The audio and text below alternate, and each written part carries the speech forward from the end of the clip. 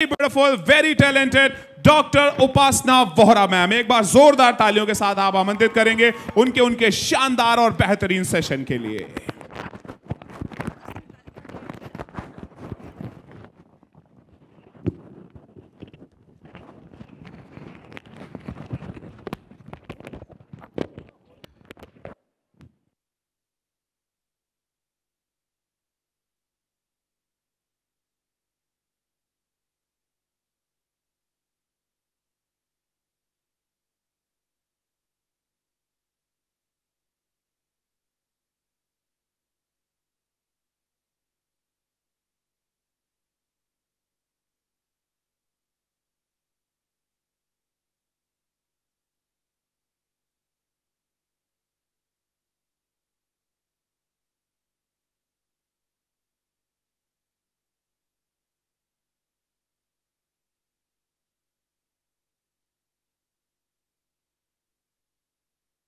Hello hello hello, ये ना आपका ऑफिस है।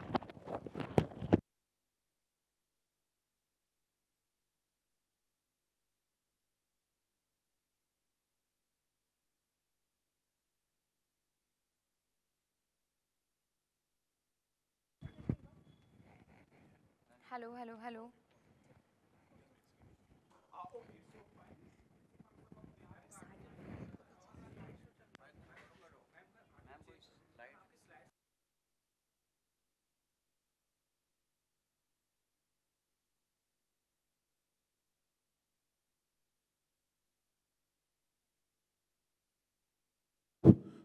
Okay, finally with a very beautiful smile. मैं सच बता रहा, अभी मैं कल कार्यक्रम करके उतरा, एक लड़की मेरे पास आई, बोली आई लव यू, मैं आपसे बहुत प्यार करती हूँ, मुझे अपना जीवन साथी बना लीजिए। मैंने कहा इससे क्या होगा? बोली मैं आपकी जिंदगी के आधे दुख ले लूंगी। मैंने कहा दुख दुख तो अपनी लाइफ में है ही नहीं। बोली एक बार लाइफ में आने तो दीजिए। तो आइए लेडीज एंड जेंटलमैन, इसी मुस्कुराहट के साथ एक प्यारी सी मुस्कुराहट को हम सब आमंत्रित करते हैं डॉक्टर उपासना वोहरा मैम। एक बार जोरदार तालियों के साथ उनके फ्रूटफुल सेशन के लिए हम उन्हें आमंत्रित करेंगे ma'am. Thank you so much. अच्छा, आवाज आ रही है सब तक? ये माइक बढ़िया है या वो बढ़िया है? ये ठीक है? हाँ सही है, हाथों की मूवमेंट सही रहती है नहीं? आप स्लाइड ठीक है, ओके, मैं एक बार देख लूँ चेंज करके। फाइन, हाँ जी, ओके। नमस्ते सभी को। अरे यार, कल इतना समझाया, आज भी एनर्जी इतनी लो। इस टाइम तो नमस्ते ऐसी होनी चाहिए थी बिल्कुल। नमस्ते सभी को, कैसे हो सब? जिंदगी बढ़िया चल रही है या ऐसी चल रही है जर्क वाली? वो आजकल जैसे हमारे देश की सड़कों के हालात है वैसे चल रही है या बढ़िया हाईवे वाली? ऐसे ही चलो, बढ़िया हो जाएगी। देखिए, सबसे पहले तो मैं ये चीज़ कहना चाहूँगी, देखो मैं कोई ऐसे स्पीकर नहीं हूँ, ना ही मैं आपको कोई प्रवचन देने आई हूँ। मैं जस्ट मेरी लाइफ का एक्सपीरियंस आपके साथ शेयर कर रही हूँ, और बहुत ही लेमैन लैंग्वेज में। मुझे बहुत ज़्यादा बातें घुमा फिरा के कहना पसंद नहीं है।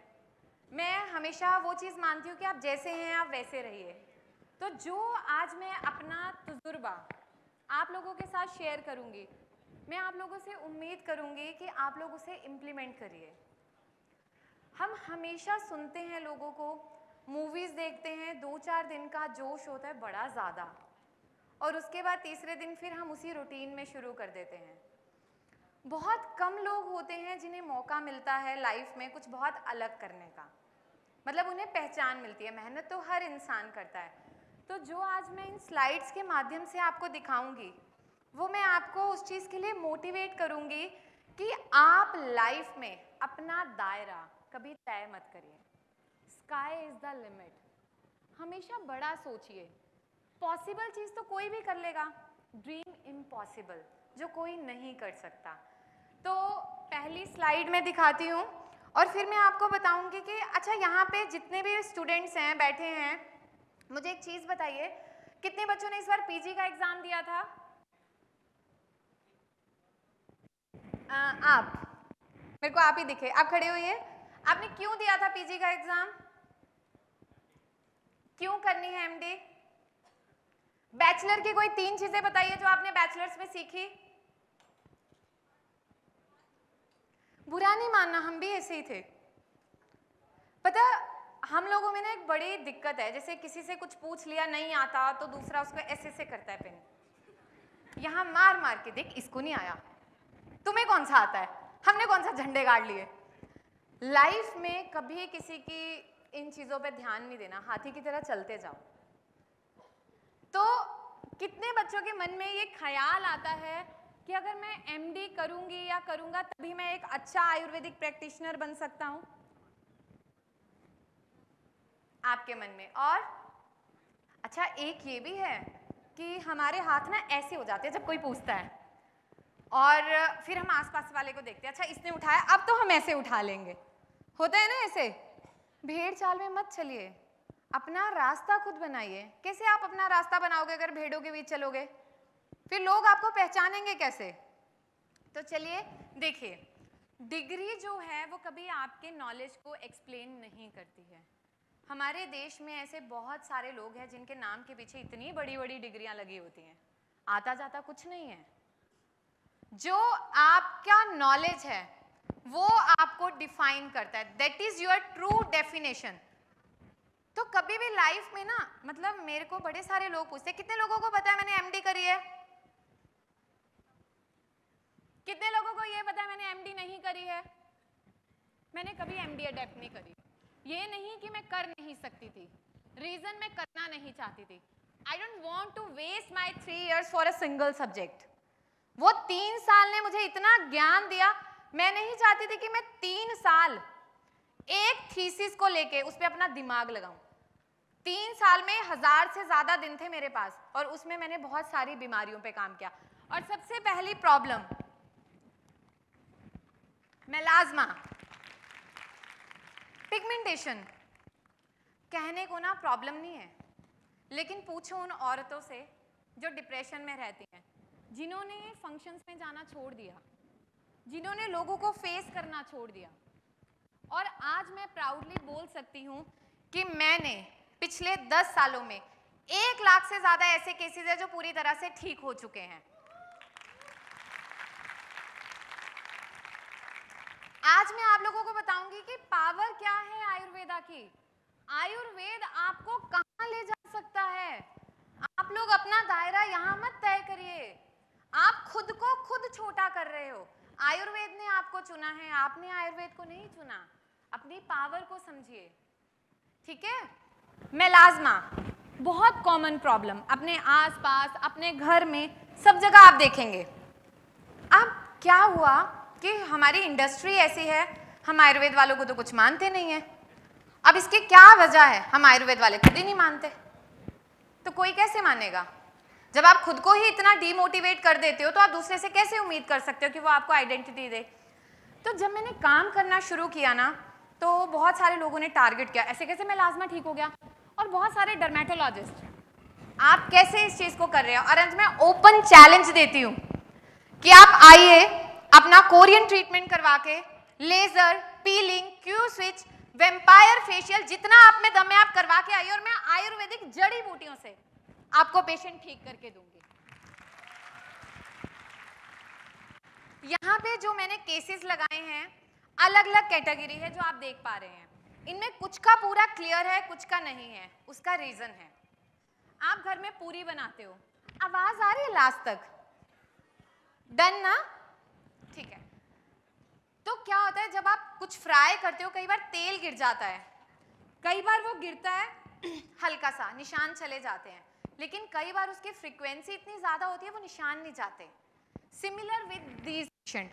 आयुर्वेद में लोग कब आते हैं, जब थक जाते हैं। क्यों? क्योंकि वो आयुर्वेद वालों को थका मानते हैं। फिर भी 2-4 अगर रिव्यू बढ़िया पढ़ ले तो वो सोचते चलो यार चल लेते हैं आयुर्वेदा वालों की तरफ, है ना, क्या पता हमें भी ठीक कर दे। और वो कभी आके ये नहीं बोलते अच्छा आप ठीक कर दोगे, बोलते मैम हो जाएगा, इतने साल यहाँ बर्बाद कर लिया, क्या पैसा, दिमाग, शक्ल, जो इतना सा पैसा उसको इतना बना के आ गए। तो जब मैंने इस पे काम शुरू किया, मैंने बहुत सारे नेगेटिव रिव्यूज, बहुत सारी चीजें फेस करी, पर कभी सुना नहीं। और आज इसीलिए सक्सेसफुली 1 लाख प्लस ऐसे केसेस हैं जो ठीक हो चुके हैं, जितनी उनकी क्षमता थी 100%, 90%, 80%, बट द बेस्ट पार्ट, जितना वो ठीक हुए वो कभी दोबारा नहीं आया वापस। तो ये आयुर्वेद की पावर है। अब इसमें बहुत बेसिक प्लांट्स यूज होते हैं। आपको बस हमेशा जितनी भी मैं बीमारियां बताऊंगी, कुछ ही बताऊंगी, चिकित्सा जो है ना हमेशा दोषों के अनुसार, प्रकृति के अनुसार, धातुओं के अनुसार अपना डायग्नोसिस बना लो कि मुझे किसके अनुसार चलना है। कभी ये मत सोचो कि वो ये कर रहा है मैं भी ये करूंगा, नहीं। आप अपनी आंखों से सामने आधा गिलास दिख रहा है, क्या पता उसे आधा भरा दिखे, तो वो आप अपने अकॉर्डिंग जज करो। आप पेशेंट को देख के क्या जज कर रहे हो और उसके हिसाब से करो। और बहुत सिंपल प्लांट है, मंजिष्ठा है, सारिवा है, उशिर है, लोहो है, वो कंडीशन पे डिपेंड करता है कि वो कैसे काम करता है। इसके बाद ये मैंने यहाँ पे नोट्स लगाए अपने। मैं चाहती तो बड़ी अच्छी स्लाइड बना लेती, वैसे मैं टेक्निकली बहुत पुअर हूँ, मुझे ये सब बनाना आता नहीं है ज़्यादा, फिर भी मैंने यहाँ पे पेजेस अटैच किया आप लोगों को बताने के लिए। उसका रीज़न है कि लाइफ में पढ़ाई कभी नहीं छोड़नी चाहिए, आपको पढ़ते रहना चाहिए और हमेशा आपके मन में जो डाउट हो ना उसे लिख के रखो। अब यहाँ पे आप देख रहे हो मैंने ना 5 पेजेस लगाए। जब आप मेरी वीडियोस देखते हो या मेरी ओपीडी में जितने भी पेशेंट आते हैं, मैं ना कभी किसी को फेस वॉश रिकमेंड नहीं करती। मैं बोलती हूँ दही और मुलेठी से चेहरा धोना है। और कितने लोग मुझे बोलते हैं आप क्यों नहीं फेस वॉश दे रहे हो? अरे बढ़िया है, मैं दूंगी तो मेरा तो बिजनेस बढ़िया चलेगा। दिन के 100 पेशेंट, महीने के 3000 पेशेंट, 3000 को एक एक फेस वॉश दिया तो मेरा तो रेवेन्यू और ज्यादा बढ़ गया। लेकिन मुझे अपने कर्म पे काम करना है। जो आपके कर्म है वो हमेशा आपको वापस देते हैं। तो मैंने कभी ये नहीं सोचा कि मुझे पैसा कमाना है, मैंने सोचा जो पेशेंट आया वो ठीक हो। अब दही और मुलेठी के पीछे क्या लॉजिक है मैं आपको बताऊंगी। आप लोग कोजिक एसिड यूज करते हो, सैलिसिलिक एसिड यूज करते हो, क्यूनोन यूज करते हो, इसका क्या काम है? मेलानिन को स्प्रेस करना, पील ऑफ करना, ठीक है। मेलानिन क्या बनाता है? इसमें फर्स्ट स्लाइड में मैंने लिखा है टायरोसाइनेज एक एंजाइम है जो उसको फॉर्म करता है, हमें उसकी सिक्रीशन को इनहिबिट करना है।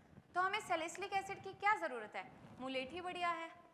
मुलेठी भी इनडायरेक्टली और डायरेक्टली वही काम करती है जो आपके ये एसिड काम कर रहे हैं। Curd natural bleaching agent, antioxidant, lactic acid. तो आपको क्या जरूरत है किसी और चीज में जाने की? आप नेचुरल नेचर, प्रकृति ने इतना खूबसूरत बनाया, आप अपनाइए। उसके बाद ये पेशेंट की जर्नी है मेरे, जिसमें मैंने कुछ स्लाइड उठाई थी आपको दिखाने के लिए कि जब लोग थक हार जाते हैं तो वो आयुर्वेद में जरूर आते हैं। तब आयुर्वेद को पहले नंबर पे लाना आप सबकी जिम्मेवारी है। अब ये देखिए, ये मेरी फेवरेट स्लाइड है। हर कपल का सपना होता है कि वो जो है एक इस जर्नी में एंटर हो। लोग आयुर्वेद को हमेशा लास्ट ऑप्शन मान के चलते हैं। जब भी किसी को प्रेगनेंसी में डिफिकल्टी होती है, इनफर्टिलिटी के केसेस हैं, कारण कुछ भी है, फॉर एग्जांपल ट्यूब ब्लॉकेज है, AMH लो है या बार बार मिस कैरेज हो रहा है, उन्हें नहीं समझ आता।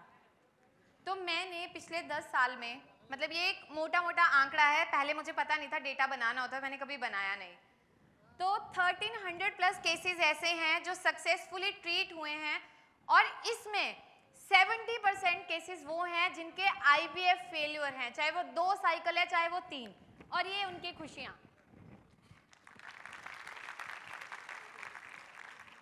आप देखिए इन बच्चों को, आपको कितनी खुशी होगी। आप सोचिए कि मुझे उस टाइम कितना अच्छा लगता होगा कि मैं वो प्राचीन पद्धति को आगे लेके जा रही हूँ। जब वहां पे पेशेंट आके ये बोलता है ना मैम प्रेगनेंसी हो गई, मेरा मन करता है मैं अपनी चेयर पे जंप करूं, हो गया, एक और केस हो गया।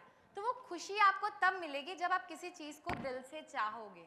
मेरे पास पेशेंट आके बैठता है ना तो मैं मन में भगवान को बोलती हूँ जिस श्रद्धा से ये बैठा है ना उसी श्रद्धा से ठीक हो। अगर वो नेगेटिव मन से बैठा है ना तो वो फिर तड़पता है। तो ये चिकित्सक के जो गुण हैं उनको आपको आगे लेके चलना है, ठीक है। अब आते हैं आगे हम सोरियासिस, ऑटो इम्यून डिसऑर्डर। वैसे तो इससे पहले भी स्पीकर्स ने बताया इसके बारे में। सक्सेसफुली अभी तक हमारे 10,000 से ज्यादा केसेस हो चुके हैं। कितनी भी क्रॉनिक कंडीशन है, जो इसमें आपको पिक्चर्स दिखाई दे रही हैं, लास्ट पिक्चर की मैं बात करूंगी। 25 साल से पेशेंट का नाम दिलीप, झारखंड से 25 साल से इन्हें सोरियासिस था। जब ये मेरे पास आए तो इन्होंने मुझे कहा कि मैम ऐसे ऐसे, और मेरी सारी ज़िंदगी नरक हो गई, मैं क्या करूं? और मुझे लगा, मैंने कहा कि आप मान के चलिए 1 से 2 साल। मैं हमेशा बोल के चलती हूँ, मैं कभी कम नहीं बोल के चलती। रीज़न, आप पहले उसे, जो मेरा लाइन ऑफ ट्रीटमेंट है, मैं ट्रीटमेंट देती हूँ, ठीक करती हूँ, फिर ब्रेक देती हूँ, फिर दोबारा कितना रीअकर कराए, क्योंकि ऑटो इम्यून साइकिल आप एकदम ब्रेक नहीं कर सकते। यू नीड एक स्पेसिफिक स्पेस फॉर दैट, कि वो एक चेन ब्रेक हो, वो प्रोसेस ब्रेक हो। तो वहाँ पे 10 दिन के पंचकर्मा के बाद इनकी लेग्स पूरी क्लियर थी, सिर्फ वहाँ पे पिगमेंटेशन था। और यकीन मानिए, आज इनको ट्रीटमेंट छोड़े 3 साल हो गए, ये आज भी ठीक हैं। तो आप पंचकर्मा की ताकत समझिए कि पंचकर्मा ने कितना अच्छा काम किया। अब हम कंपैरिजन करें हर पेशेंट पे, क्यों नहीं हो सकता? क्यों? हर किसी की प्रकृति, आहार, विहार, विचार सब अलग हैं। अब आता है ये पूरा प्रोसेस। अब इसमें हम बात करते हैं रूमेटॉइड अर्थराइटिस की। आम बात, हम इसको भी ऑटो इम्यून बोलते हैं। पता है, जहां हमें कुछ चीजें समझ नहीं आती ना, या तो इडियोपैथिक डाल देंगे या ऑटो इम्यून डाल देंगे, ठीक है? लेकिन ऐसा नहीं है।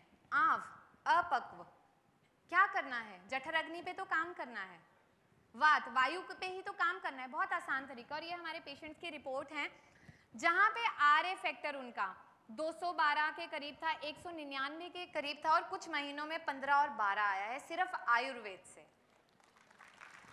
तो जब पेशेंट इन स्थितियों से गुजरता है, पूरी चीजें होती हैं, तो वो धीरे धीरे करके अपनी प्रॉब्लम को पूरी तरह से ठीक कर सकता है आयुर्वेद से। अब यहाँ ना मैं आपको एक कहानी सुनाती हूँ कि क्या होता है कि हम सोचते हैं कि फर्क ही किसे पड़ेगा। सोचते हैं हम हमेशा, आपके मन में भी ख्याल आता है ये कि किसे फर्क पड़ता है, कोई करे ना करे, कोई अच्छा करे बुरा करे। तो एक बार क्या होता है कि 2 बच्चे होते हैं, वो समंदर के किनारे होते हैं, दोनों एक साथ बैठे होते हैं, और उनमें से वहां से क्या होता है, लहर आती है और कुछ मछलियों को लाके किनारे पे छोड़ देती है। तो एक बच्चे के मन में आता है, यार ये तड़प रही है, वो भाग के जाता है और मछली को उठाता है और समंदर में फेंक देता है। ऐसे फिर दूसरी लहर आती है, वो मछली को उठाता है और फेंक देता है। तो जो वहां साइड में बैठा होता है, वो कौन है? हमारा वो दोस्त जो चाहता नहीं हम तरक्की करें। तो उसके पेट में ना वो गुड़गुड़ होने लगती है, अरे यार ये क्यों उठा रहा है, मैं जानूं तो सही। वो उसके पास जाता है, कहता है तू क्यों उठा के फेंक रहा है, किसे फर्क पड़ता है? तो फिर अगली लहर आती है, एक मछली तड़पती है, वो बच्चा वहां से मछली को उठाता है और समंदर में फेंकता है और बोलता है इसे फर्क पड़ता है। तो आप लोग समझिए कि आपको इतने बड़े लेवल पे फर्क नहीं दिखाना है, आपकी एक छोटी सी कोशिश, एक वो उस व्यक्ति के लिए बहुत बड़ा चेंज ला सकती है। लाइकन प्लेनस एक ऐसी प्रॉब्लम जो पिछले कुछ सालों से इतनी तेजी से बढ़ी है। पेशेंट आपके पास आता है, एकदम से ब्लैक हो गया। मेरे पास एक रीसेंट केस आया, मैंने उनको पूछा कि कैसे हो गया। उन्होंने कहा मैम मैं ट्रेन में जा रही थी, रात को सोई, सुबह उठ के चेहरा काला था। तो मुझे भी लगा यार ये तो बड़ी स्ट्रेंज चीज हुई, इचिंग हो रही है, एक्सट्रीम ड्राइनेस है। तो लाइकन प्लेनस के अभी तक हम 5000 से ज़्यादा केसेस हैं जो ठीक हो चुके हैं, जिनमें कोई स्टेरॉइड नहीं है, सिर्फ प्लांट्स हैं। और वो प्लांट्स जो हमारी संहिताओं में बताए गए हैं। भ्राजक पित्त रिस्पॉन्सिबल है। क्या करना है? पित्त शामक चिकित्सा ही तो करनी है। बस द थिंग इज कि आपकी सही चॉइस होनी चाहिए सही प्लांट की। अगर आप सही प्लांट, वो मेडिसिन उतनी प्योरिटी से, ऑथेंटिसिटी से बने तो आपको रिजल्ट पक्का मिलता है। ठीक है, तो जो ये मेरा फर्स्ट केस है, ये अब खुद डॉक्टर हैं, गायनेकोलॉजिस्ट, और इनके हस्बैंड कार्डियोलॉजिस्ट हैं। 11 महीने बाद इनका चेहरा और मैं बॉडी इतना साफ कर पाई, मतलब मेडिसिन के माध्यम से। तो जब ये पहले दिन आए थे तो इन्होंने कहा कि मैम हो जाएगा, क्योंकि हमारी पैथी में इलाज नहीं है। और मैंने सिर्फ एक चीज कही थी कि आप भरोसा रखना, जरूर होगा जितनी आपके शरीर की क्षमता है। और आज इनका रिजल्ट आपके सामने है।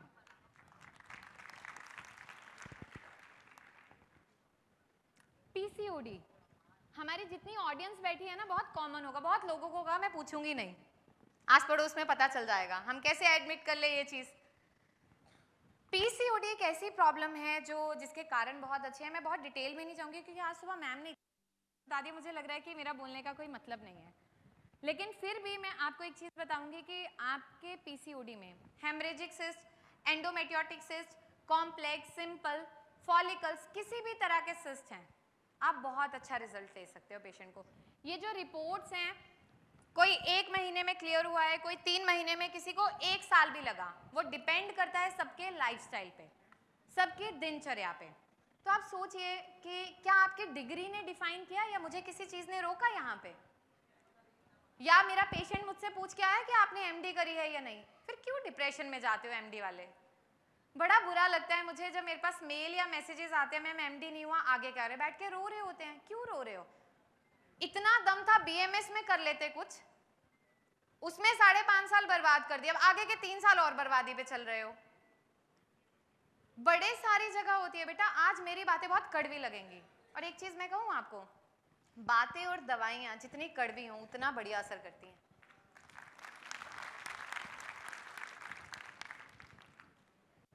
और जो मैं ये आंकड़ा आपको बता रही हूँ, ये मेरे इंडिपेंडेंटली केसेस हैं, और इनको मैंने वो दवाइयाँ दी जो मैं कस्टमाइज करके खुद से बनाती हूँ फॉर्मुलेशन से। हमारे शास्त्रों में, हमारी संहिताओं में बहुत सारी चीज़ें बताई हैं, लेकिन आज के टाइम में वो सारी चीज़ें हम रिलेट नहीं कर सकते। रीज़न, आज जो व्यक्ति आपके पास आ रहा है ना, वो स्विगी जोमेटो की तरह मल्टीपल ऑर्डर के साथ आता है। उसे इंडाइजेशन भी है, कॉन्स्टिपेशन भी है, हाइपर एसिडिटी भी है, पीसीओडी भी है, माइग्रेन भी है, डिस्मेनोरिया भी है, ब्ला ब्ला ब्ला ब्ला ब्ला, बहुत सारी चीज़ें। वहाँ पे आपको डायग्नोसिस बनाना है कि आपको कौन सी बीमारी को चूज करना है। पहले रस, रक्त, मांस, मेद, अस्थि, मज्जा, शुक्र, सप्त धातवः, बस सीक्वेंस पकड़ लीजिए। पहले रस धातु पे काम करना है, रस बढ़िया होगी, रक्त अपने आप काम करेगी, मांस, मेद सबकी शुद्धि हो जाएगी, पेशेंट ठीक। बहुत सिंपल है, आयुर्वेद कॉम्प्लिकेटेड नहीं है, हमने कॉम्प्लिकेटेड बनाया है। उसके बाद फाइब्रॉइड्स। अच्छा, कितने लोग आप में से मानते हो कि आयुर्वेद में फाइब्रॉइड ठीक हो जाता है? क्या आसपास सुना है? नहीं सुना है। मैंने भी कभी नहीं सोचा था, और जो मैं आज चीजें बता रही हूँ ये बहुत लंबी जर्नी है। ये नहीं कि एकदम दवाइयां बन गई, कॉम्पोजिशन बन गए। आज मैं आपके सामने खड़ी हूँ, सबको अच्छी लग रही हूँ, बढ़िया ना? लेकिन अगर आज मैं स्ट्रगलिंग फेज में होती तो किसी को अच्छा लगती? तो आप मुझे पहचानते भी नहीं, पहचान लेते नहीं ना? हमेशा बेटा, जैसे सर ने कहा था ना, जब तक सूरज उगता है तो बढ़िया लगता है, डूबते को नहीं देखता। तो चलो यहाँ पे ना मैं एक शायरी सुनाती हूँ, मुझे लिखना बड़ा पसंद है, फिर हम इस पे डिस्कस करते हैं। थोड़े बहुत सारे बच्चे सो गए हैं, थोड़ा उठो यार, एक्टिव हो जाओ। 3 दिन क्या सीख के जाओगे? आवासियां लेके गए थे या सो के गए थे? चलो एक बार सब तेज हंसेंगे। हा हा हा हा हा, हंसो। बताओ, हम खुल के हंस भी नहीं पाते। देखो कैसा टाइम आ गया है कि अगर कोई हमें ये बोल दे कि खुल के हंसना है, तो हम सोचते सामने वाला क्या सोचेगा। बताओ, सामने वाला तुम्हारा घर चलाएगा है? फिर हंसो एक बार। इसमें बड़ी आर्टिफिशियल हंसी थी जो सुनाई दी मुझे। तो मैंने एक वक्त था, एक शायरी लिखी थी, सुनना और आप लोग रिलेट करोगे खुद से। कामयाबी के किस्सों के शोर में नाकाम कोशिशें खो जाती हैं, न जाने कितनी दफा देखते देखते रातें सवेरों में तब्दील हो जाती हैं। मेरे भी माइंड से स्किप हो गया आदि। शुरू करते हैं। कामयाबी के किस्सों के शोर में नाकाम कोशिशें खो जाती हैं, ना जाने कितनी रातें देखते देखते सवेरों में तब्दील हो जाती हैं।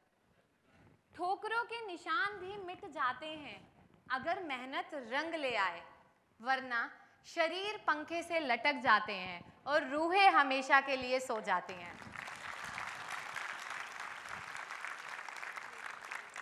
होता है ना ऐसा, जो कामयाब है उसे नहीं। बेटा, हर इंसान कामयाब बन सकता है।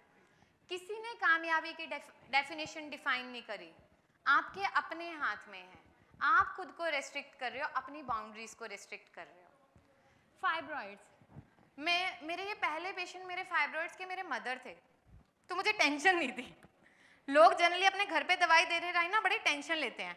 मैं कॉन्फिडेंट थी हो जाएगा, क्योंकि मेरा रास्ता क्लियर है और मुझे खुद पे कॉन्फिडेंस है। हम यहाँ जितने लोग बैठे हैं ना, हमें अपने पे कॉन्फिडेंस नहीं आता, कभी भी नहीं। आज मुझे बताइए कितने लोग ये फील करते हैं कि मैं पूरे कॉन्फिडेंट हूँ कि मैं कर लूंगी? बहुत बढ़िया, इनके लिए क्लैपिंग। और अब जो खुद को कॉन्फिडेंट फील नहीं करते उनके लिए भी क्लैपिंग, आपको करना है, ठीक है? तो फाइब्रॉइड के जब मैंने केसेस स्टार्ट किए, अभी बहुत ज़्यादा नहीं हुए हैं, कुछ में सिम्टोमेटिक रिलीफ हैं, कुछ की रिपोर्ट्स क्लियर हैं, चाहे वो इंट्राम्यूरल हैं, सब सिसोरल है, सब म्यूकोसल है।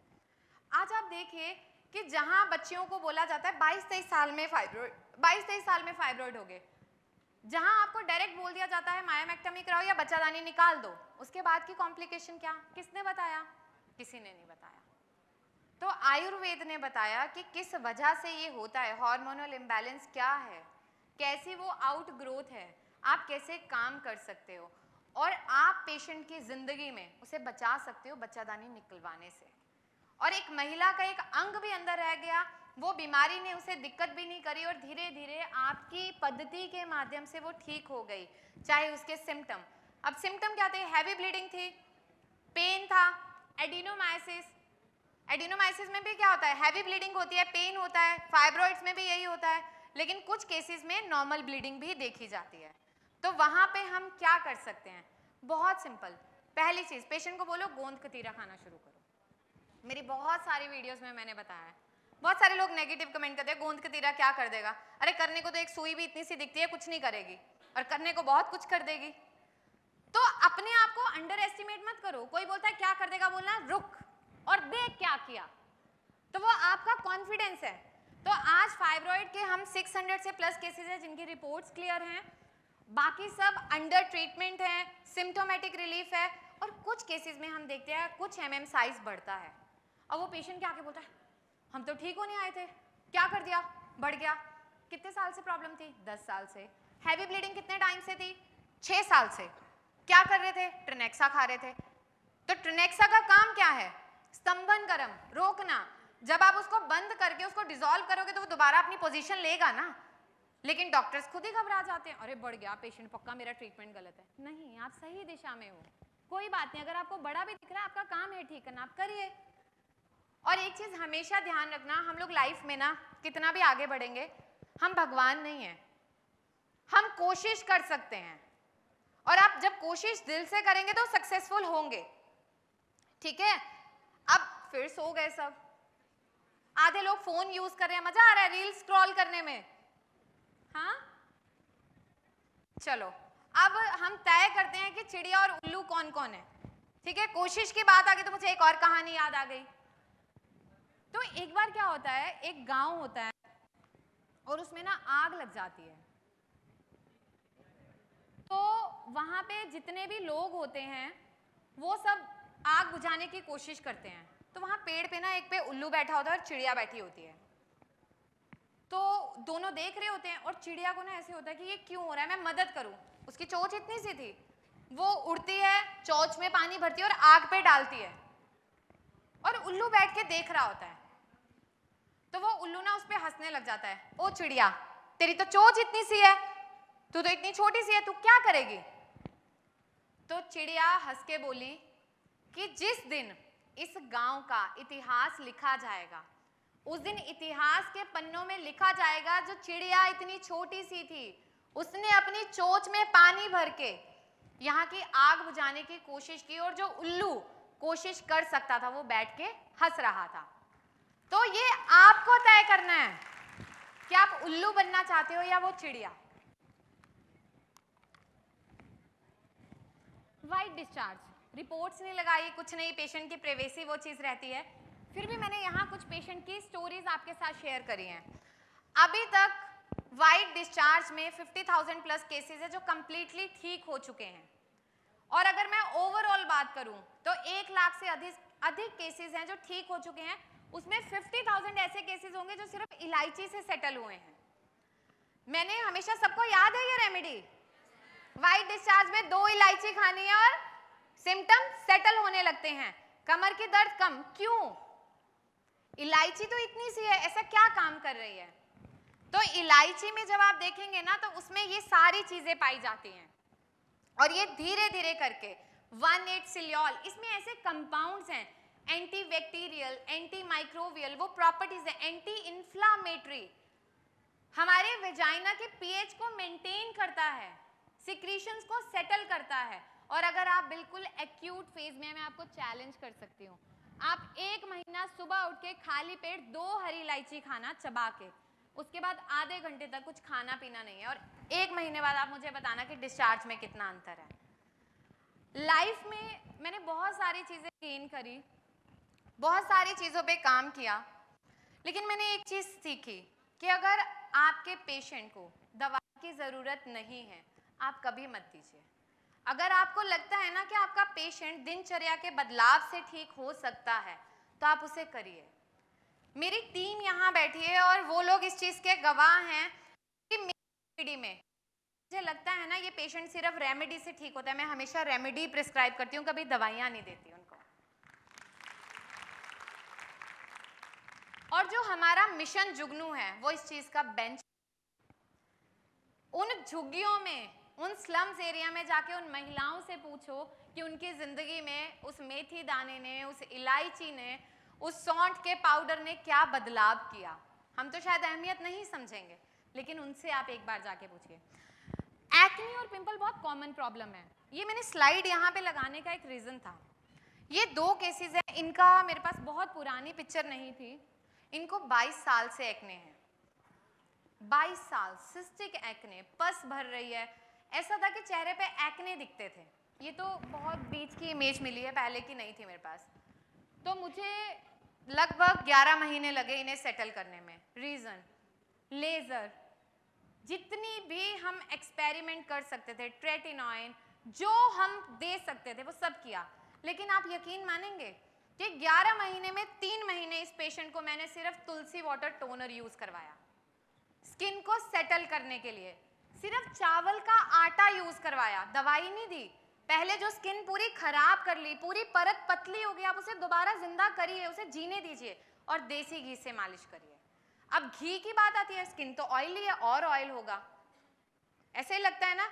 अब जिसकी स्किन ऑयली है ना, आप 1-2 ड्रॉप लेना और मसाज करना और मुझे बताना कमेंट्स में, ठीक है? अब मैं वेट करूंगी, सबका इसका आंसर आज नहीं दूंगी, और जब आपका ये खत्म हो जाए तो एक वीडियो के माध्यम से जरूर बताऊंगी इस चीज को, क्योंकि तब अगर मैंने अभी बता दिया फिर आप मेहनत नहीं करोगे, ठीक है? अस्थमा, अस्थमा में अभी तक हमने हजारों लोगों को ट्रीट किया, लेकिन जो सबसे बेस्ट मैं अपना एक्सपीरियंस शेयर करना चाहती हूँ, जब भी किसी को अस्थमा हो आपके आसपास, पेशेंट नेबुलाइजर, इनहेलर, पंप सब कुछ ले रहा है, आप एक पान का पत्ता लीजिए, तवा रखिए बिल्कुल कम आंच पे, देसी घी रखिए वहां पे और काला नमक, सेंधा, उस पे पत्ते को रखिए और उसके चेस्ट पे आप मालिश शुरू करिए। जितनी भी ब्रेथलेसनेस है इमीडिएटली आपको रिलीफ मिलता है। नाक में अगर आप 1-1 बूंद देसी घी डालेंगे, हल्का सा सॉल्ट डाल के, आपको इंस्टेंट रिलीफ मिलता है। और आज सक्सेसफुली जो मैंने 6000 प्लस लिखा है, ये वो आंकड़ा है जो बच्चे जो सिंस चाइल्डहुड वो इनहेलर ये सारी चीजों पे डिपेंड थे, लेकिन आज वो आयुर्वेद से ठीक हुए हैं।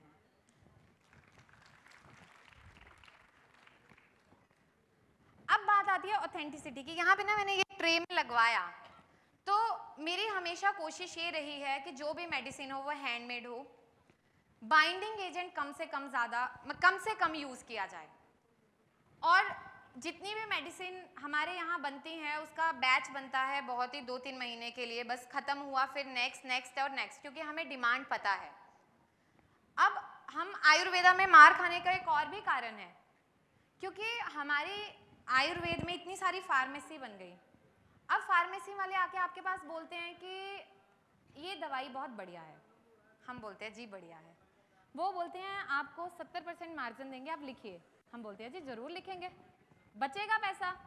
पर आप सोचिए, जो बंदा 10 रुपए में से 7 रुपए आपके पहले ही मार्जिन कम कर गया, जो बचे 3 रुपए उसमें से खुद भी कमाएगा, दवाई पे भी लगाएगा, तो वो दवाई क्या काम करेगी। ये भी एक रीजन है आयुर्वेदा का आज पीछे जाने का, क्योंकि जो प्योरिटी है, साउथ की मेडिसिन में इतना कम मार्जिन क्यों होता है, 10, 12, 9, 15%, इससे ऊपर नहीं देते वो बोलते हैं आपको लेनी है लो, नहीं तो जाओ। हम नॉर्थ इंडिया वाले अलग वो कर रहे हैं। तो आप लोग कोशिश करिए, देखिए हमारी संहिताओं में सब कुछ है, मुझे पता है हर इंसान हर वक्त मेडिसिन नहीं बना सकता, लेकिन धीरे धीरे करके आप कोशिश करेंगे। ऑथेंटिसिटी, बहुत सारी ऐसी फार्मास्यूटिकल कंपनीज हैं जो बहुत अच्छा बनाती हैं। आप पहले सिंगल ड्रग को, क्लासिकल मेडिसिन को प्रेफर करिए, पेटेंट को कम से कम यूज करिए। क्लासिकल पे जब काम करेंगे आपको रिजल्ट बहुत अच्छा मिलेगा, ठीक है। और ये बस कुछ हैप्पी मोमेंट्स हैं जो हमें पेशेंटों के खत आते हैं, ये मेरे लिए बहुत मायने रखते हैं। उसका रीजन है क्योंकि ये मिशन जुगनू के खत हैं। मिशन जुगनू आप देखेंगे, कभी मैंने नहीं सोचा था कि इस तरह से खत आएंगे, पर जब अलग अलग हिस्सों से आते हैं तो मुझे खुशी मिलती है कि लोग हमारी रेमेडी के माध्यम से या मेडिसिन के माध्यम से पूरी तरह से ठीक हो रहे हैं।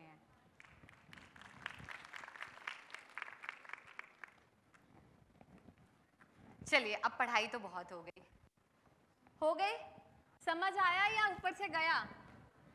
क्या समझ आ गया इतनी जल्दी? मुझे 15 साल लग गए। अच्छा बेटा, अब आते हैं बहुत कॉमन चीज पे, थोड़ा सा टाइम है। देखिए, सबसे पहला जो मेरे पास सवाल आता है कि मैम हम बीएमएस करके कितना कमा सकते हैं? कोई भी बच्चा खड़ा हो जाए, मुझे बताए कि आपकी क्या एक्सपेक्टेशन है, कि आप कितना कमाना चाहिए आपको? रैंडम बोलिए। मेरे पास सबसे ज्यादा ये क्वेश्चन आता है, पहले तो आता है मैम आप कितना कमाते हैं, फिर आता है कि मैम बीएमएस के बाद हम कितना कमा लेंगे। अरे आपकी कमाई मैं कैसे तय करूंगी? वो आपको पता है कि आपको कितनी जीरो लगानी है, वो आप तय करोगे, आपकी मेहनत तय करेगी। अब हम उस स्टेज में हैं, हमारा शरीर आराम मांग रहा है, आंखें बेचारी नींद मांगती है, सपने मेहनत मांगते हैं, बस तीसरे को काट दो, दो तो बढ़िया चल रहे हैं। मुझे ना घड़ियों का बड़ा शौक है, मुझे मतलब कुछ भी ऐसा न्यू होता है ना तो मुझे ऐसा होता है कि मुझे ये खरीदनी है, और मेरे पास बहुत सारी कलेक्शन है। मैं घड़ी इसलिए खरीदती हूँ कि वो मेरा वक्त दिखाती है, पर मैं कभी घड़ी पे वक्त देख के काम नहीं करती।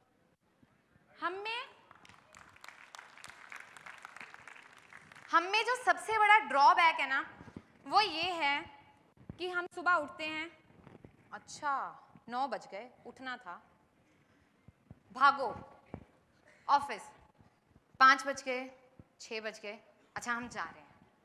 बस जिंदगी में हर इंसान राजा बनना चाहता है। कौन कौन चाहता है राजा बनना? और गुलाम की तरह गुलामी कौन कौन करना चाहता है? कोई नहीं।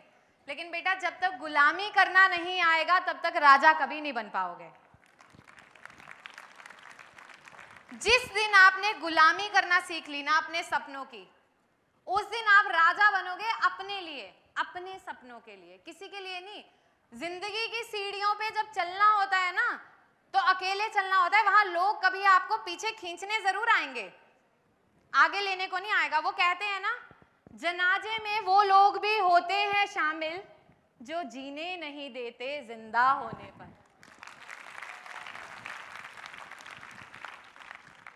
तो लाइफ में अपना गोल, फोकस क्लियर रखो। मुझे यहाँ चलना, जैसे सर ने मेरे सेशन से पहले बहुत अच्छा एग्जाम्पल दिया था, वो सर्कस वाला। हमेशा मैं कहती हूँ हाथी की तरह चलो। हाथी को किसी से मतलब नहीं होता आगे क्या आ रहा है। आप अपनी लिमिट्स को जब तय कर दोगे फिर कुछ नहीं कर पाओगे। और जो व्यक्ति आप लोगों की एज में 2 दिन काम ज्यादा हो जाए ना, तीसरे दिन मरने को हो जाता है, वो तो वैसे ही कामयाब नहीं हो सकता। बिल्कुल क्लियर मुंह पे बोल रही हूँ। कम से कम 15 से 16 घंटे आपको काम करना पड़ेगा खुद पे, अगर आपको कामयाब होना है। नहीं तो वही 9 से 5 की जॉब चल रही है, 10 से 6 की जॉब चल रही है, सैलरी आ रही है, करते करते तक लाख रुपए तक पहुंच जाएंगे, फिर कभी जीरो का आंकड़ा नहीं बढ़ेगा। जो जीरो का आंकड़ा है वो आपकी मेहनत तय करेगी। तो अब कभी भी किसी से पूछो ना कि हमारी सैलरी क्या होनी चाहिए, तो किसी से मत पूछो, खुद से पूछो कि हमें क्या आता है, हमारी क्या होनी चाहिए, हमारी क्या वैल्यू है। अब पिछले कुछ सालों में मैंने बहुत सारे डॉक्टर्स को ट्रेंड किया। मैंने एक चीज सीख ली, आप किसी को कितना भी प्रवचन दे लो, भाषण दे लो, वो सर के ऊपर से ही जाएगा। करना सामने वाले इंसान को वही है जो वो करना चाहता है। मतलब मैंने बहुत सारे बच्चे बहुत अच्छे भी निकले, बहुत सारे थे जिनको मैंने देखा वो ऐसे आलसी होते हैं और 6 महीने सीखने के बाद उन्हें लगता है यहाँ तो बहुत काम है, वर्कलोड बहुत ज़्यादा। अरे आप काम करने के लिए तो पैदा हुए हो, अभी आपकी उम्र है क्या कंफर्ट में जाने की? फिर खुद को क्यों कंफर्ट में डालते हो? 3 घंटे बैठ के लेट के स्क्रॉल रील्स कर लेंगे, 3 घंटे बैठ के संहिता नहीं पढ़ सकते, बोरिंग है, संस्कृत है समझ नहीं, अरे नीचे हिंदी भी है उसको पढ़ लो, इंग्लिश में है उसको पढ़ लो, अब तो चैट जीपीटी है उसको सुन लो पढ़ लो, करो तो सही। बस एक्सक्यूज पे एक्सक्यूज। 4 घंटे सफर ज्यादा कर लिया, शरीर थक गया, टांगे नहीं चल रही, रात को नींद पूरी नहीं हुई, दिमाग में मल्टीपल थॉट चल रहे हैं, बनना हमें राजा है। कैसे बनोगे? आज आप लोगों को अच्छा लग रहा है यहाँ सुनने में, हम लोग बता रहे हैं, और 4 दिन ना ऐसे जोश रहता है बड़ा अंदर का, ठीक है? 5वें दिन फिर ये हाल में होते, चल यार बोल के चला गया, कोई ना हो जाएगा।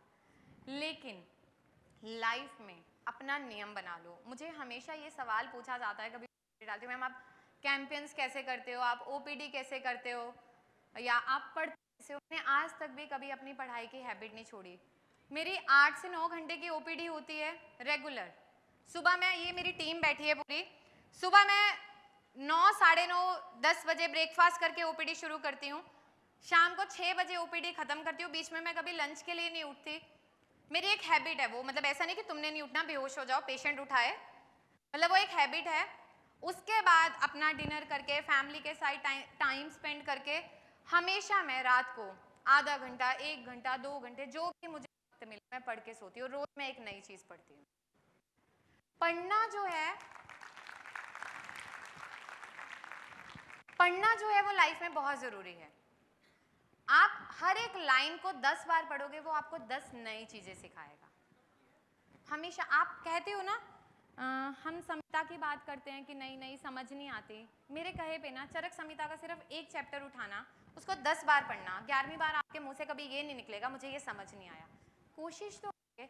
अब हमें चाहिए पकी पकाई खिचड़ी कि सब मिल जाए, और अब तो ऐसा टाइम आ गया कि हम सोचते हैं कि मुंह में निवाला भी कोई डाल दे, हैं? तो नहीं हो सकता। अच्छा, अब मुझे बताइए, आप लोगों के मन में जो सवाल हैं जो आप लोग पूछना चाहते हैं, किसी के मन में सवाल नहीं है? बताइए, तेज बोलना है, सबको सुनाई दे, एनर्जी अब चाहिए, सोना नहीं है।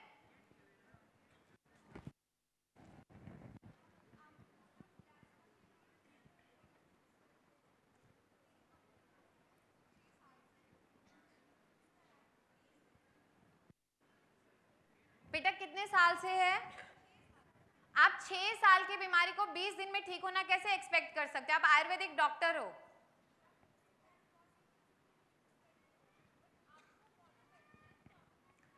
अब आप यही चीज का आंसर मुझे 2 महीने बाद देना, रेगुलर यूज करके, ठीक है? ये चीज आप हमेशा ध्यान रखना कि कोई चीज ना मेडिसिन ना रेमेडी एकदम से कभी भी आपको ऐसा नहीं होगा कि चमत्कार होगा। कोई पेशेंट आपको इंस्टेंट रिजल्ट दे सकता है और किसी पेशेंट में आपको बहुत लंबा टाइम लग सकता है।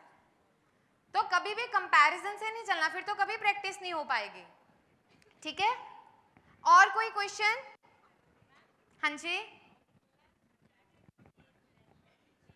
बेटा, वो आप जैसे, क्योंकि यहाँ ये कॉमन क्वेश्चन नहीं है, फिर भी मैंने बताया, जैसे सारिवा, मंजिष्ठा, अलग अलग प्लांट्स हैं, वो आप सिचुएशन के अकॉर्डिंग दे सकते हो। जो आपके भ्राजक पित्त शामक चिकित्सा, तो वो उस पर काम करता है, ठीक है? अच्छा, अब मुझे बताइए कि कितने बच्चे ऐसे हैं जो चाहते हैं कि हम बहुत अच्छा अर्न करें? अच्छा बताइए, बहुत अच्छे की क्या डेफिनेशन? बहुत अच्छा कितना अच्छा? सबने हाथ उठाया। बहुत अच्छा कितना अच्छा? तेज बोलो, कितना? 1 लाख, 2 लाख, 10 लाख, 1 करोड़? यार 1 करोड़ पे हंस रहे हो, मतलब तुम लोग अपनी कीमत इतनी नहीं लगाओगे कि तुम इतना कमा पाओगे? तुम्हें पता है आयुर्वेदा में लोग कितने कितने हजार करोड़ कमा के बैठे हैं, तो तुम अपनी कीमत इतनी भी नहीं लगा रहे हो। देखिए, मैं बस ये कहना चाहूंगी कि आयुर्वेद में अगर आप किसी को गुरु मानते हैं तो उसकी इज्जत करिए। ये नहीं, गुरु कभी आपसे ये नहीं मांगेगा मेरे पैर पड़िए, मुझे छूइए, वहां पे दंडवत प्रणाम कीजिए, नहीं। गुरु के लिए सबसे बड़ी कामयाबी तब होती है जब उसका शिष्य कामयाब होता है।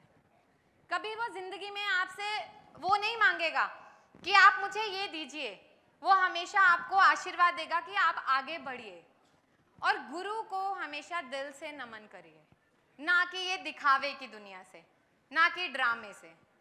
हम जिंदगी के आधे दिन सिर्फ इसी चीज में निकाल देते हैं कि हमें कल करना है, कल करना है और कल करना है। वो कल कभी नहीं आता।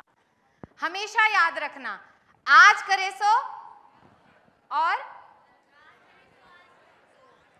देखो, मैं प्रेजेंस ऑफ माइंड देख रही हूँ कि किसकी क्या चल रही है। आयुर्वेद पे हमेशा भरोसा रखिए, एक ऐसी पद्धति जो आपके जिंदगी में आपको उस मुकाम पे लेके जा सकती है जिसकी आप कभी कल्पना नहीं कर सकते। जो ये फॉलोअर्स हैं, व्यूज हैं, ये तो एक नंबर है, आज है कल नहीं है, ये कभी आपको डिफाइन नहीं करता। लेकिन जो आपका काम है, जो आपका कर्म है, जो आपका कर्तव्य है अपने रोगी के प्रति, वो स्नेह भावना, वो आपकी अंतरात्मा जो आपको सुकून दे, वो आपको हमेशा कामयाबी के पथ पे लेके जाएगा। तो ये चीजें हमेशा ध्यान रखनी है लाइफ में। लास्ट चीज समझाऊंगी जो सबसे इंपॉर्टेंट है, ईगो। ईगो एक ऐसी चीज है जो हमें, अगर हम आसमान पे भी पहुंचने वाले हैं, वहां से नीचे गिरा सकती है। और हम सब में बहुत होती है, बहुत ज्यादा। हम किसी को सिखाना नहीं चाहते। और आयुर्वेद आज ना बहुत पीछे का होने का कारण ये भी है कि जो आयुर्वेद में महान लोग बने वो अपनी ज्ञान को कभी बांट के नहीं गए। बहुत कम लोग हैं जिन्होंने अपना ज्ञान दिया। लेकिन वाइस वर्सा जो उनके शिष्य रहे वो भी ऐसे नहीं रहे कि वो ज्ञान लेने के काबिल हों। तो ये एक गिव एंड टेक प्रोसेस है। अब मेरे पास कई बार आता है कि मैम आप सिखा दोगे? मैं कहती हूँ हाँ जी सिखा दूंगी। अब 2 दिन आने के बाद बच्चा तीसरे दिन बोलता है यहाँ तो काम बहुत है, हम नहीं करेंगे। तो अगर आप 2 दिन में काम नहीं करना चाहते, आप कैसे किसी का शिष्य बन के सारी जिंदगी मेहनत कर सकते हो? आलस कभी आपकी जिंदगी में आपको तरक्की नहीं देगा। If you want to write a book, first become a book. समझते हैं ना? हम कहते हैं हम इतिहास लिखेंगे, इतिहास बनेंगे। कैसे बनेंगे? अपनी जिंदगी में इतिहास के पन्ने को लिखिए, तब किसी के लिए किताब बनेंगे, तब दुनिया आपको पढ़ेगी। तो यहाँ पे ना मेरी एक मनपसंद शायरी है, जैसे कि मैंने बताया, पता अपनी एक हॉबी को हमेशा फॉलो करिए और अपने लिए वक्त निकालिए, जो बहुत जरूरी है। अब यहाँ ना मतलब कितने लोग यहाँ जिंदा बैठे हैं? अरे बताइए कितने लोग जिंदा हैं? जिन्होंने हाथ नहीं उठाए वो मुर्दे हैं। सन्नाटा सिर्फ मुर्दों में अच्छा लगता है, इंसान खिलखिलाते अच्छे लगते हैं। तो हंसो अपना यार, कैसी जिंदगी जीते हो? बताओ, मैं यहाँ 1 घंटे से बोल रही हूँ, मैं बिल्कुल चिल चल रही हूँ और तुम लोग ऐसे मरे मरे से बैठे हो। क्या 2000 रुपए 3000 रुपए फ्री में मिल गए थे क्या यहाँ पे जो आ गए? बेटा बैठो एक दिन ओपीडी में, कमाओ एक दिन 1 रुपया अपनी मेहनत का, समझ आएगा उसकी वैल्यू। आज से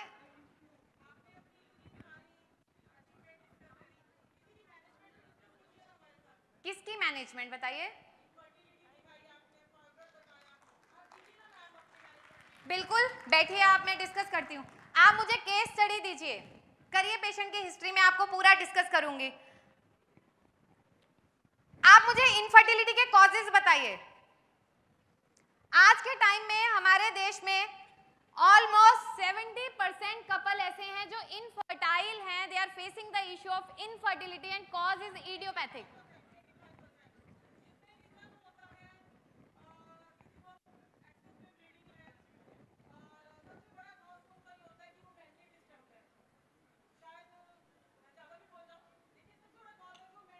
देखिए ज्यादा बोले या कम बोले, बोलना जरूरी है, तो इनके लिए तालियां। अब मैं आपको बताती हूँ, देखिए जैसे इनफर्टिलिटी है, बहुत सारे कपल्स में आपको रिपोर्ट मिलेगी बिल्कुल नॉर्मल, बट स्टिल वो कपल कंसीव नहीं कर पाता है। तो वहां पे हम क्या करते हैं, मतलब मैं क्या करती हूँ? सबसे पहले मंत्र विज्ञान, पीपल की पूजा करवाना। मैं हमेशा पेशेंट को बोलती हूँ, आप लोग लिख लीजिए, पेशेंट पे अप्लाई करना।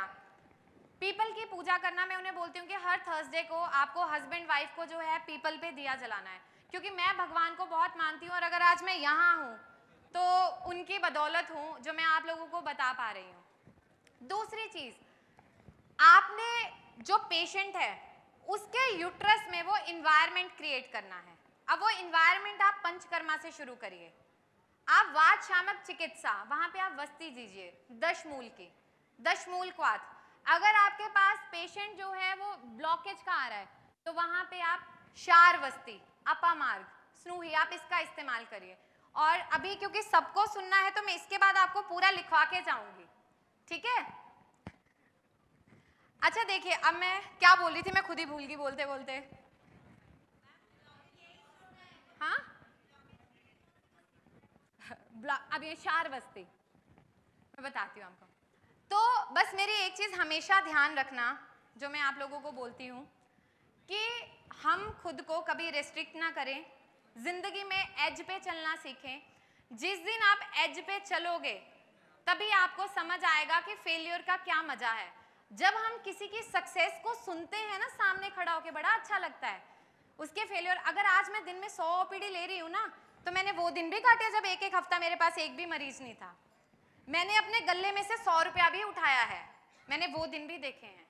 जब मैंने अपना करियर शुरू किया था तो मैंने ये स्टोरी एक बार पहले भी बताई थी कि ऐसा भी टाइम था जब मैं खाड़ी वाबड़ी से दवाइयाँ लाती थी, मिक्सी में पीसती थी, उतना उतना मिक्स करती थी और पेशेंट को देती थी, और वो एक पेशेंट भी ठीक होके बोलता था ना कि ऐसा हुआ, तो मुझे बड़ी खुशी मिलती थी।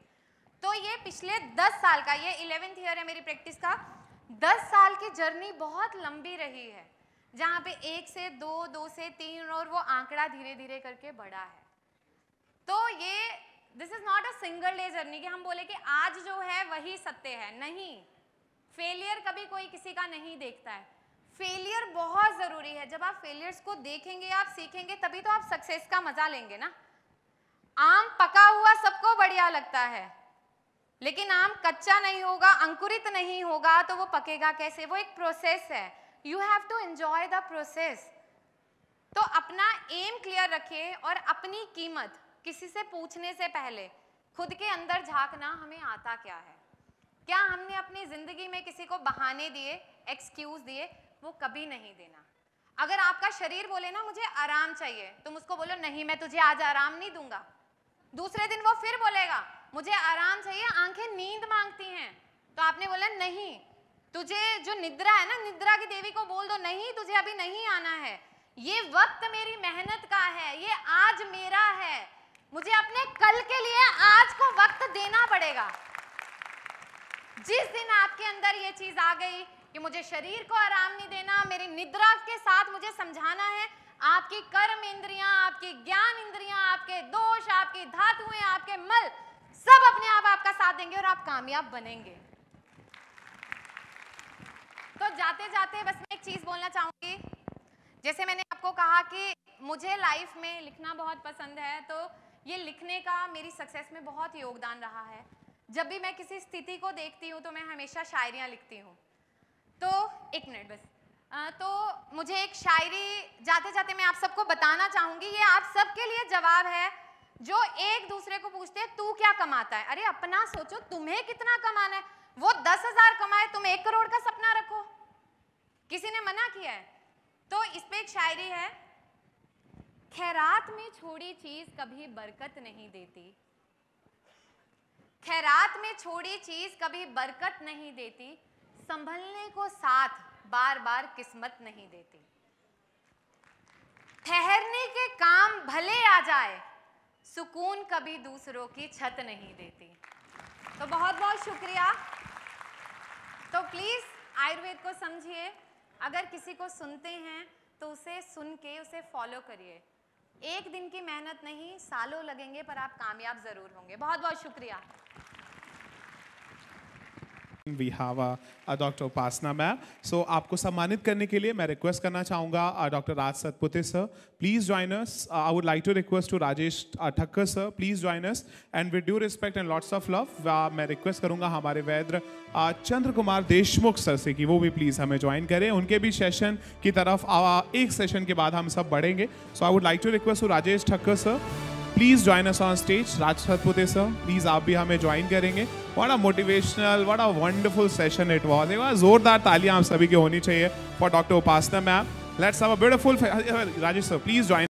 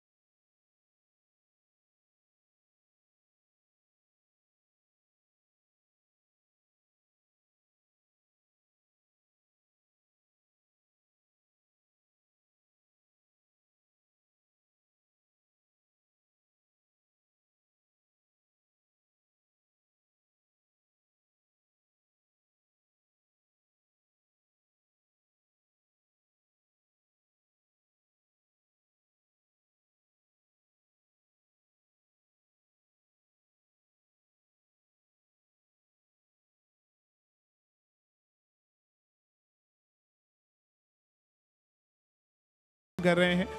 So just wait a second. After Upasana ma'am felicitation, we all are going to welcome. We all are going to say a big thanks to our Dr. Navneet Bharadwaj sir.